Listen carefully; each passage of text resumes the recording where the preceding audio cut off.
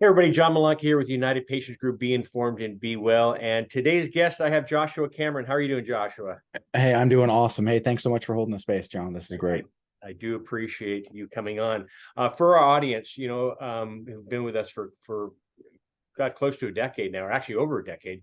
I work with a lot in the health and wellness realm as well, and so that's why I wanted to have Joshua on. Excuse me, Joshua. Joshua Cameron. He's an elite trained master healer whose purpose is helping those who have lived with chronic debilitating pain find relief and begin living their lives with joy, gratitude, as well as renewed energy. Joshua is blessed with the gift that has helped his clients heal from chronic pain due to compacted spinal vertebrae, arthritis, severe heart conditions, as well as even cervical dystonia, helping relieve this extreme pain for many of his patients today. And so, thanks for doing that. We had a conversation prior to setting this up, and we talked about a lot of how strong the mind is. Uh, Mm, and how you can help that in anything we do. But in this case, talking about trauma and pain throughout the body. And so let me go right into the first one. How unresolved trauma is creating chronic pain in your body? And can you talk about that? Because I know a lot of patients that we work with, it just seems like it's a domino effect and domino effect and domino effect. And when my wife Corinne passed from pancreatic cancer. Speaking to a lot of doctors and specialists, they said, "What happened in trauma 20 years prior?" And so I remember working with her and doing meditation, mindfulness, breathing, but really trying to go back to what is some unresolved trauma in her life. And she's like, "I really don't have any." So that's kind of the multi-million-dollar question. But what with your patients and your clients? How does unresolved trauma really affect as well as create chronic pain in bodies? If you can talk about that, please. yeah, great. I appreciate the question. And, I think that it's important to realize that what I'm going to be talking about and describing is a map, right? This isn't necessarily the way the truth with a capital T, because ultimately I don't think anyone has the truth with a capital T.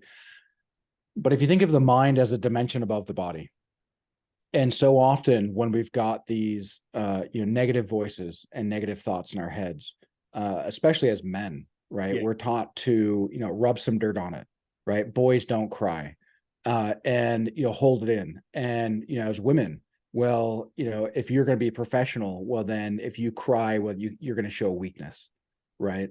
And so we're supposed to hold it in. When we hold it in, what we do is we shove it down. And if we're shoving it down, well, if the mind's the dimension above the body, well, then all that, I mean, all of our thoughts, everything is energy. And we're just funneling that energy and shoving it down. Since we're shoving it down, it's not a place where it's flowing. Like we're excited and we're living in that excitement and we're dancing with the euphoria that life is bringing. We're holding on to it. And so we're effectively causing almost, stagnant waters or stagnant energy that, in a manner of speaking, is inviting things like mosquitoes or parasites or bacteria that create gross water, right, or that are attracted to those gross waters. Well, that's kind of what starts breaking down the mind and the body as well, is that lack of flow. And that lack of flow comes from that rigid need to, I can't hold it in, I have to hold it in, I can't let it out, I can't express my feelings, I have to rigidly stand here, stoic, no matter how miserable I might be. And when we do that, well, there's a book by Bessel van der Kolk called "The Body Keeps the Score," and sure enough, come to find out the body does keep the score. You know, you, we're both in the health I guess world, if you want to say, sector. Mm-hmm. And I'm certain with our listeners, even with their own doctors, we don't always practice what we preach. Doctors, I've been to conferences and I see doctors are out there smoking cigarettes, drinking Coca-Cola, and I'm thinking, man, oh man, and hearing you right now, I mean, there's a lot of things that I've pushed down in my life, and you talk about the mosquitoes. I think it's kind of just stagnant water is where it is, and you're pushing it down, pushing it down. Why is that? What does that stem from in most humans, including myself? You mean the need to do that? Like, where does Just that push come it from? down. I come from the era of I think I'm more emotional than most men, but I do come from an era of, you know, get up, wipe the dirt off your face and pick it up again, pick the bootstrap back up. And so but you are right about that. The analogy of toughness versus weakness of opening up and sharing what's going on. It can bring into a lot of confusion, a lot of negative thoughts, which, if you go down the path. It's funny, as human beings, we always remember the one person who broke our heart versus the one who, was the one that, those are the ones that stick in your mind. Can you share about that? How negative thoughts can increase, I guess, pain in your body and pain throughout your body as well as your mind, and what can they do about that? Well, so it's biological for one, right? Yeah, We are created in order uh, to be more hyper aware of a danger than something that might be amazing for us to see. For instance, 100,000 years ago, we're walking through a forest. We're going to need to be able to see that snake in the tree, because that could mean life or death. yeah, But if we miss the apple, well, then another apple is likely going to show itself, yeah, and make itself available. So it's not that big of a deal. And the way that nature works is that when we see that danger, right, well, that blood is then sucked from the frontal part of our brain into the mid and rear part, which is where all the autonomic functions are. And then the blood there also further gets pulled from our organs, and our life support into our limbs, so then we can react at a moment's notice. um, and so this is a very natural part of the human organism. Now we add to that culture and cultural upbringing, and as Americans, well, I mean, we're a warlike people. I mean, we use it in our discourse: war on poverty, war on whatever. We've got a czar for this or that. And when in war, there's not really time for anything other than to rub dirt on it. And even if you look at our education system, right, our public education system is built on a model that was created for the late 1800s in order for the Industrial Revolution, because it was meant to help produce warlike products, and get us into a place where people were smart enough to be able to run the machines, were smart enough to be able to handle a problem on the manufacturing line, but also weren't curious enough to ask a whole lot of questions and could remain compliant. So it's really a matter of shut up and do what you're told, with a culture of war and more war. And then it's really no surprise that the average American, I mean, it's so common to hear Americans say, "I'm my own worst enemy," as it and often say it proudly, right? "Oh, I'm my own worst critic." Like chopping ourselves off at the knees right before we run a race is actually something good. So I think it's a natural thing that we hyperinflate due to our culture. You say about we are our own worst enemy, and I think that part of that is that voice in our head, uh, Hmm. that either you're not good enough, you can't do it, you're not going to succeed, versus yes, I can do it, shut the hell up, I am number one. I am capable of doing this. And so I think we all go through that. I have gone through it. I still go through it on certain things. It's like, and it's almost like I don't want to say it's a self-sabotage, but and when I hear that voice come, I'm like, I literally will say, shut up, get out of my mind. How does this tie into with your patients? The reason I say that, I've gone on races before and I'm like, okay, I could feel my knee hurts or my ankle hurts, and come on, I need to. And I finally say, stop. Over, your knee's fine, your ankle's fine, your breathing is perfect. Let's do this. And all of a sudden, you get that mind shift, and all of a sudden, I'm flowing. I don't say like a cheetah, but but I am flowing and everything's moving. So how can you tie that into what you're doing with your practice, with your clientele on um, I'm sick, I'm in pain, I'm not going to be good enough. It's just part of my age. And I hear that every day from the clients that call us as well. And I say, get that out of your mind. Yeah. You're still young. And I do this with my mom. You know, my mom's 86 and I still ride bikes with her. And she'll start doing it. I'm like, time out, mom. You're not old. Get that thought process. She goes, and she'll come back. She goes, you know what? Thank you for reminding me to get that mindset. And so, can you talk about quieting the mind, not only for helping people achieve their goals, but in this case, help eliminate maybe the pain receptors that are going, and talk about how strong the mind is when it comes to Mm. getting at, because that's how I've always lived my life. You know, of visualization, mindfulness, breathing, and visualizing stuff. And so, can you talk about that? I think you do a lot of that in your practice as well. Yeah, great question. And so, Bruce Lee used to say, be careful how you talk to yourself because your body can't help but to listen. And he Yeah. said that there's a reason why we call it spelling, and we cast spells all over ourselves and others all day long. And so, when a doctor comes in who, is, 50 pounds overweight, and like you said, smoking and drinking, whatever, and then they say, oh, don't you know that you need this pill to be healthy? But if you don't take this pill, well, I'm sorry, there's nothing more that we can do.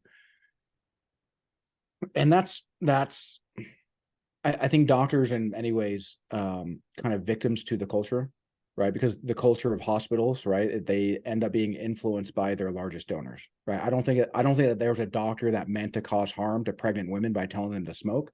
Their donors told them to tell pregnant women to smoke because it was good for them.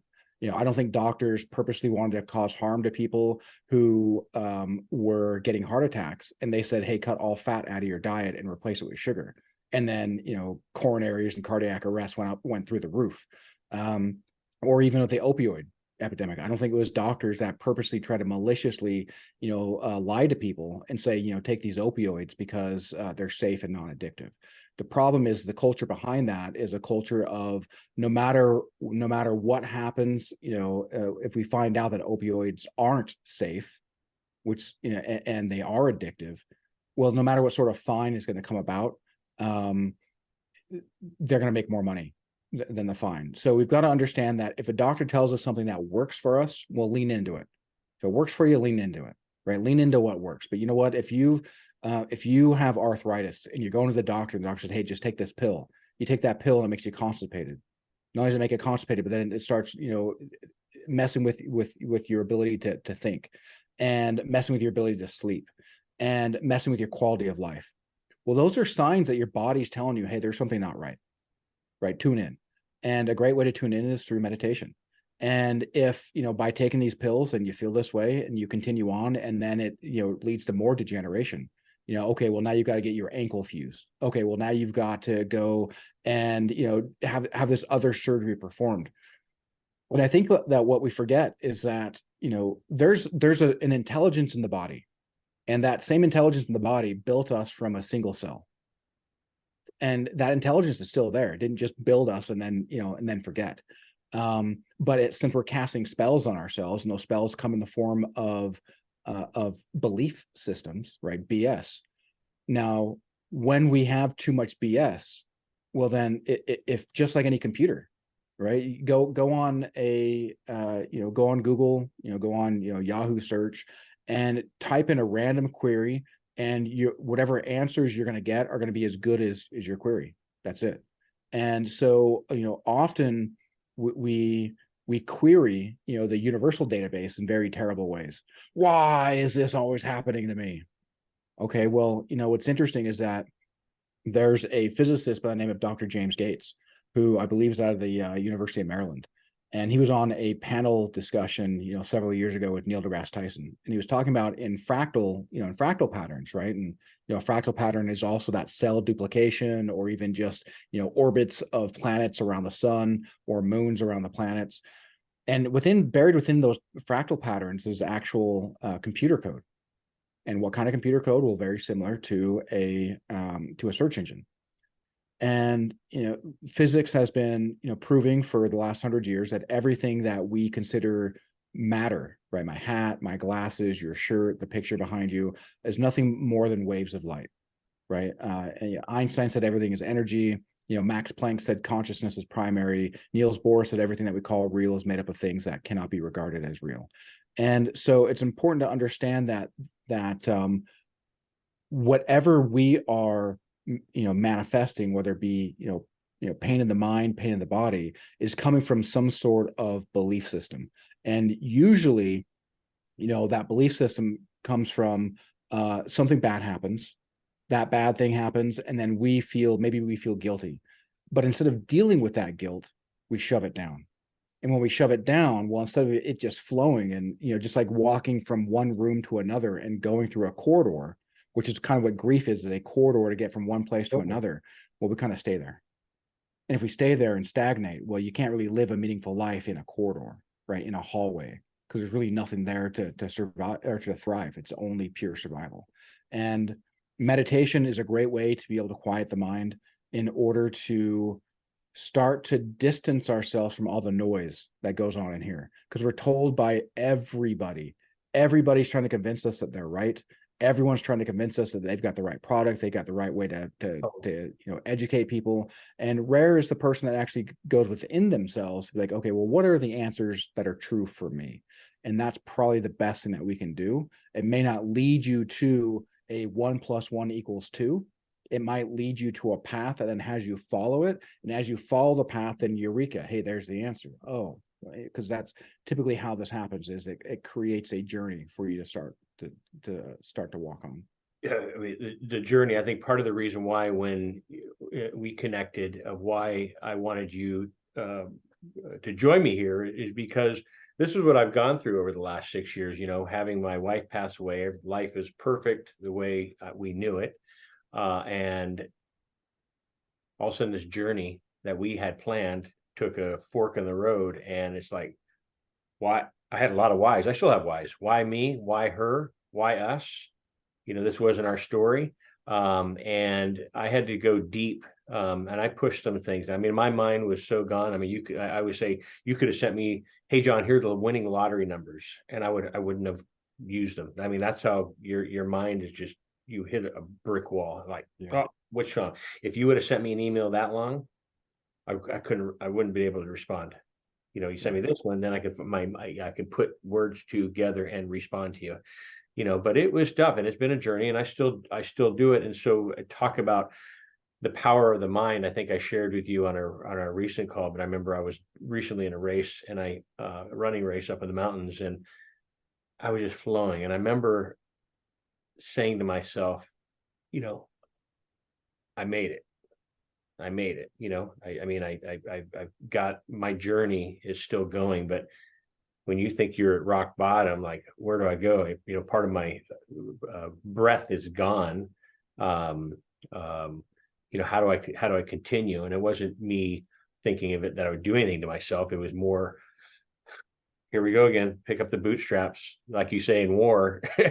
don't cry. I did cry. I mean, it's just like, let's just go do it. Can you walk me through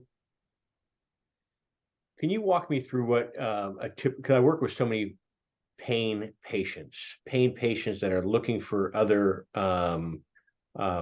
modalities, other opportunities, other journeys, because a lot of these pain patients have tried everything, and they're on opioids, they're working, maybe they used 32 in a 31-day month, and then they get flagged saying, hey, you're a drug addict. It's like, really? Come on. Actually, vice versa. They run out on day 28 when they need their pills to 31, and that's when they get the renewal of the prescription. And so a lot of these patients are in a lot of pain, and they're looked at as that they're breaking the law, addicts. And so they come to us of help.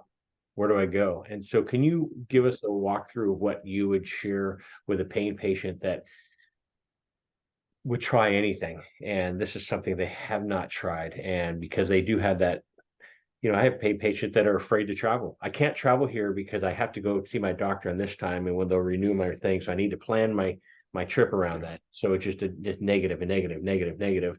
Can you share with that, because it affects a lot of people, as you and I both know?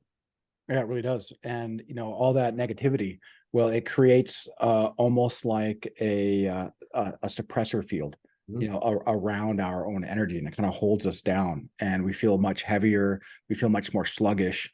And you know, when I work with people, the most common feedback that I get is one, even if I didn't know how to meditate, holy cow, that was amazing. Yeah. Two, if I have gone through a guided meditation, I've never gone that deep before ever. And then three, wow, I can actually physically feel this. Like I can physically feel the movement of energy. And I've had people, their migraines go away, right? Mid-session, arthritis gone, within a day, torn tendon, right? Went to an orthopedic surgeon. They couldn't help, went to a chiropractor. They couldn't help, went to a physical therapist. They couldn't help. And I took them through nothing more than a meditation. It wasn't even on the same continent, right? They were in South Africa. And a lot of what was with that torn tendon was, tied with a lot of grief. And this lady's husband was wasting away in a nursing home facility, and she had to take care of him because they weren't.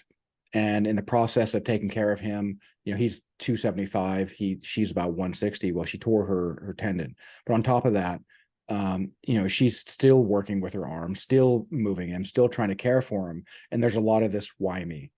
Why does this happen to me? Why us? And then a lot of this resentment, a lot of this anger, a lot of this being, mad at God. Well, hey, if I'm a Christian, why would God let this happen to me? And all this negative energy, well, it gets stored in the body. And it actually, that intelligence I talked about that, created us from a single cell, that intelligence knows how to heal our body, but it can only operate in a way in which we allow it to. And what limits the ability of that intelligence to operate is, again, the BS that we have, our belief systems. Yeah. And so what I did is I had her go and we dissolved her grief. In the meditation, I pulled in her husband and we explored that. And pulled in Jesus even, right? She had a big walk with Jesus, pulled him into the meditation. And she felt more love, more warmth, more connectedness, more peace than she's ever felt. And within 5 days, not only was the pain gone, but she had 30% more movement. So it wasn't just that, hey, the pain's gone. I'm actually getting physical, I can literally see and feel how I'm physically improving. Within 3 weeks, she had 70% more movement, in her arm. And it really comes down to, again, that wave of light is effectively in a state of possibility. And then that state of possibility can be really anything. And what happens is that collapses into that particle. And just like if we had an ice cube and that ice cube had, some, toxicity or, just things in there that we didn't like, right? We can chip away at the ice and destroy the ice and work really hard to try to get those impurities out. But the simplest thing is to actually go to a higher vibrational state, turn it to steam, which steam is nothing more than ice at a higher vibration. All those impurities fall out. And then when it comes back to ice, well, there you have it. Now you've got pure ice. And I think that's probably the best map that I can create for how this works and why it works so rapidly is because it actually goes and remakes those belief systems. Because those belief systems, at part of the operational base core, well, it really deals with our soul, right? Because what lives in the realm of light, well, it's our soul, right? Because there's something more than this Yeah. that creates us, right? We know that consciousness is more than a function of the mind, right? The brain doesn't create consciousness. And to tap into that which creates consciousness, because again, Max Planck said consciousness is primary. So if our belief systems are what's truly creating that consciousness and putting that holographic consciousness onto the substrate of the world, well, just go straight to the source. When you go straight to the source, yeah, everything changes. He's talking about source. How has this helped you with your healing personally? I know you've gone through some things as well, and I don't know if you want to talk about it publicly. Um, Maybe touch up a little on the iceberg, I'll say, Yeah. of how this has helped you and how you ended up here. Yeah, no, I love it. A great question. And so, I was raised in a family that didn't really know love, a lot of child abuse, both physical and mental. Mhm. And, for a long time, I was a kid who was just running away. And so I had a big chip on my shoulder, right? And that chip on my shoulder basically meant I need to attack you before you attack me, because somebody's going to get attacked. And I'm feeling threatened the second that I'm having any sort of interaction, right? Anxiety's rising, my heart rate's going up, because, life is very unfriendly to me, the way that I was raised. Yeah. And then later joined the army. Right. My first war zone was 8 days after September 11th, which was strange. And less than a year after getting back, went to my second war zone. And so I had a lot of hangups, and that chip was growing, exponentially bigger. And I ruined a couple of marriages. I had a hard time, with taking orders. So was a bit malcontent. Yeah. At my job, wasn't the best employee, and so I had all these areas where I was getting in my own way. And then when I started learning how to heal, right, because I didn't just jump in and start healing others. I had to first heal myself. And part of that was just the meditations quieted that noise.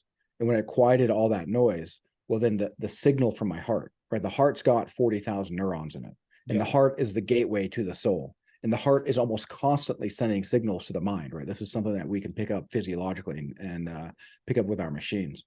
And but that signal from the heart to the mind, right, often is crowded out by just a whole plethora of noise. And so we've got this cacophony going inside our head. We'll never really be able to tune into what the heart is saying. But once I got to that place, I intuited to go to a deprivation tank.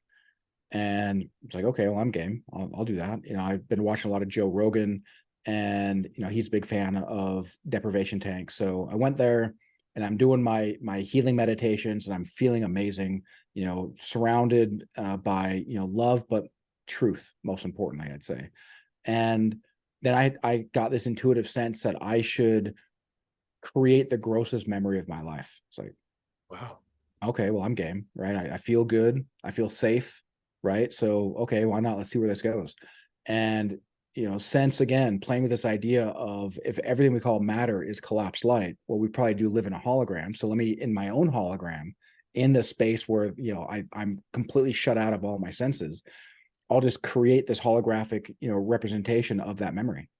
And then I'll create the little boy version of me. And so I'm just kind of being guided by my intuition at this point. I've never been taught this, and created this little boy version of me who bore witness to that memory.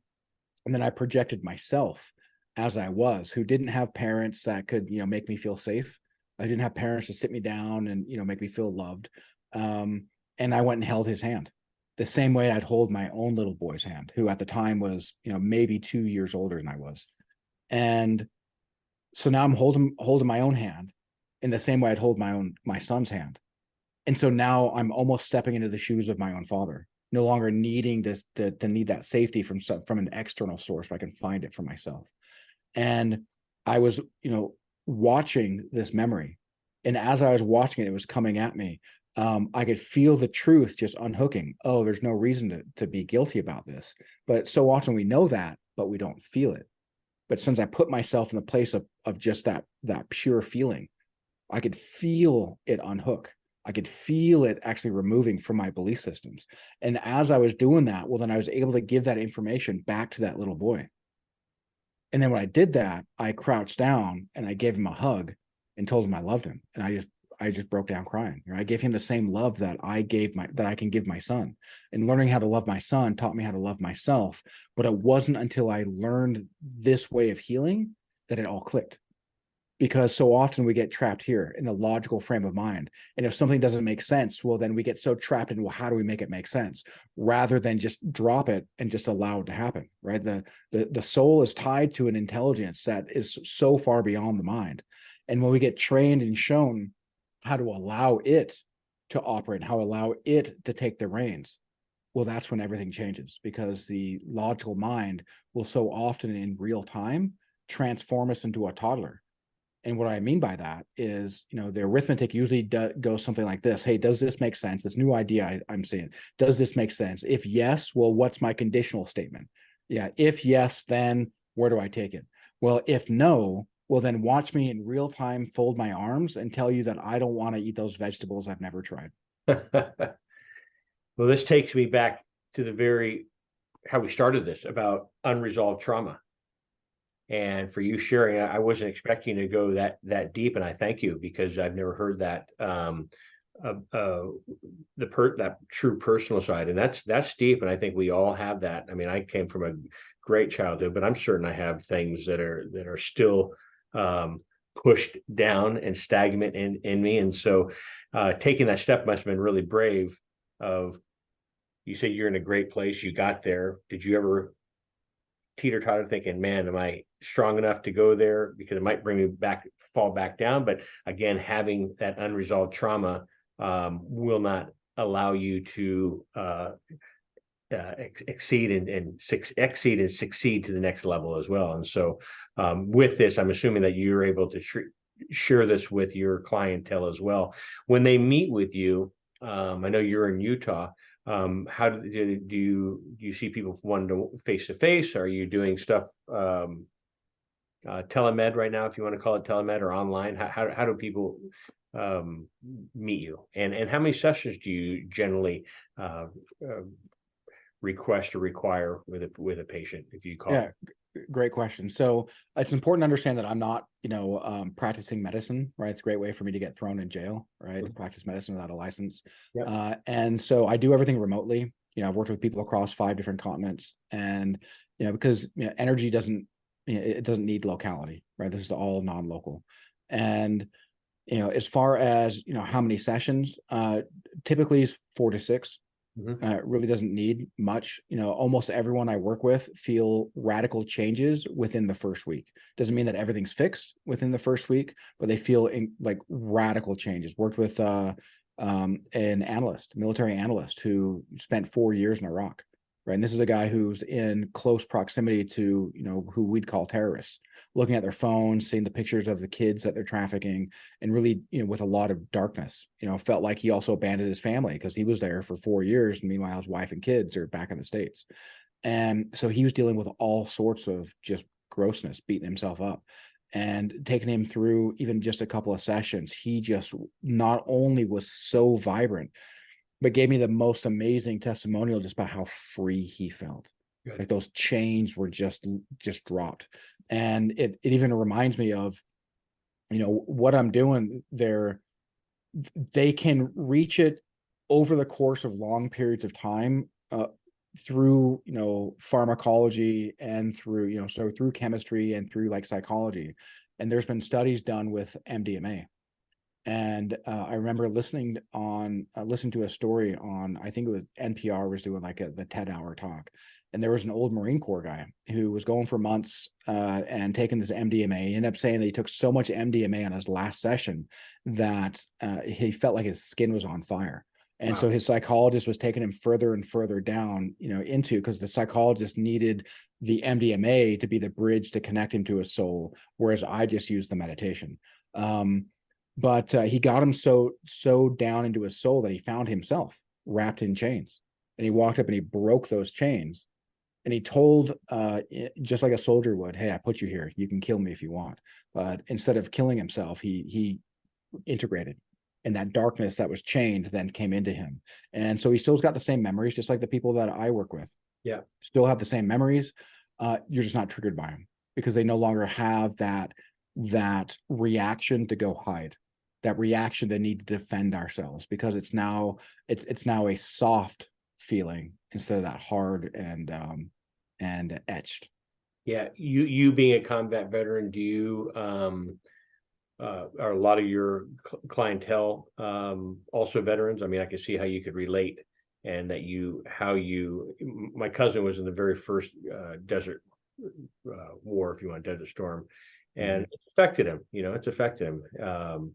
Which I work with a lot of veteran groups as well, turning to plant medicines, cannabis, MDMA now, ketamine, and working with a medical professional in doing so. And so I understand, how that can be very, very beneficial for anyone, especially someone's going through PTS, as well as veteran going through much of that trauma. Um, what What can you share with my audience? That some final words here that Yeah, well, I do not work only with how they can find you, one, but also what would you recommend for someone going through chronic pain, grieving, trauma? What can you share with that? yeah, great questions. Well, I do work with a lot of veterans. I don't only work with veterans because you don't need to be a veteran to feel like your upbringing was a war zone. Yeah. Right. And it's pretty unfortunate that we've got far too many, right? There's a reason why, so many Americans feel like, they have, that they are their own worst enemy. And not only that, but we've got about 50 million Americans alone that have, some form of chronic condition.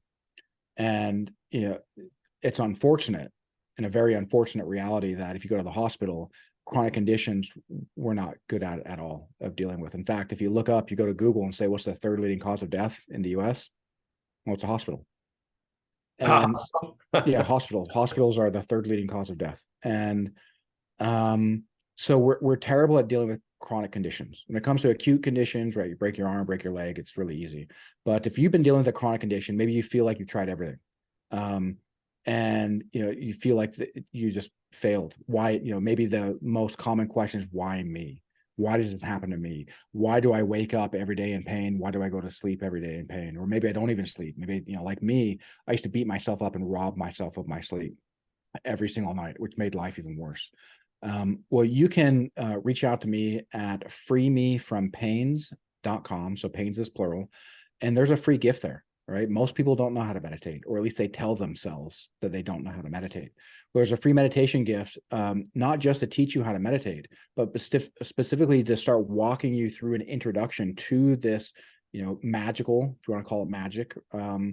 But it's really just physics that we don't fully understand. But these magical meditations, and I've had people from different countries reach out to me telling me, hey, I suffer from chronic fatigue. Within 24 hours I feel like I had 30% more energy, right? Yeah. I had a migraine, and now that migraine's gone. And so what it's going to do is going to start to teach you how to meditate.